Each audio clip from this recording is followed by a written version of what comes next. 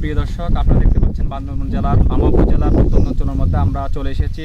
Paradise ভ্যালির পাশে আসলে আমরা দেখতে পাচ্ছি এখানে বেশ কিছু পাহাড়িয়া ক্ষুদ্র নৃগোষ্ঠী উপজাতিরা এখানে আসলে ধান চাষ করছে। আমরা ইতিমধ্যে একজন চাষিকে আমরা পেয়েছি। ভাই, কেমন আছেন? আপনি ভালো আছেন? ভালো আছি। আপনার নাম কি? রুবেল ত্রিপুরা। রূপাল ত্রিপুরা। আসলে এই ধানটা চাষ করছেন আসলে কতদিন হচ্ছে? ধান লাগানো হয়েছে যে 2 মাস। 2 মাস হয়েছে। আসলে এটা ফসল দিবে কত মাস পরে? ফসল দিকে যে 7 মাস লাগবে। 7 মাস লাগবে। আসলে এটা ধান ধান গাছটার আসলে জাতটার নাম কি? জাত নাম হচ্ছে,